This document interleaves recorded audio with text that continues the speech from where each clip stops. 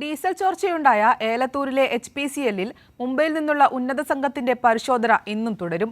HPCL-ന്റെ 4-അംഗ സംഘമാണ് പരിശോധന നടത്തുന്നത്.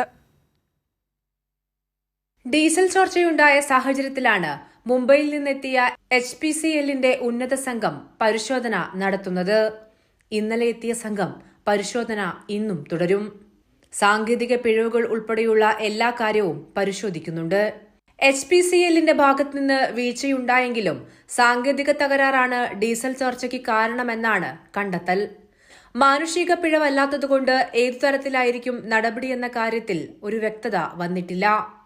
പൂർണ്ണമായി സാങ്കേതിക സംവിധാനത്തെ മാത്രം ആശ്രയിക്കുന്ന സ്ഥലത്ത് ഇന്ധനം നിറയ്ക്കുന്നതിനു മുൻപ് അതിന്റെ പ്രവർത്തനക്ഷമത ഉറപ്പുവരുത്തേണ്ടതായിരുന്നുവെന്ന് ഫാക്ടറീസ് ആൻഡ് ബോയിലേഴ്സ് വകുപ്പ് കളക്ടർ നൽകിയ റിപ്പോർട്ടിൽ പറയുന്നുണ്ട്. അതീവ ജാഗ്രതയോടെ കൈകാര്യം ചെയ്യേണ്ട വിഷയത്തിൽ ഡിപ്പോ അധികൃതരുടെ ഭാഗത്തുനിന്ന് ജാഗ്രതക്കുറവ് ഉണ്ടായെന്നും വിലയിരുത്തലുണ്ട്. അതേസമയം ഹിന്ദുസ്ഥാൻ പെട്രോളിയം സംഭരണ കേന്ദ്രത്തിന് സമീപത്ത് പ്രതിഷേധം തുടരാനാണ് നാട്ടുകാരുടെ തീരുമാനം. കൈരളി ന്യൂസ്, കോഴിക്കോട്.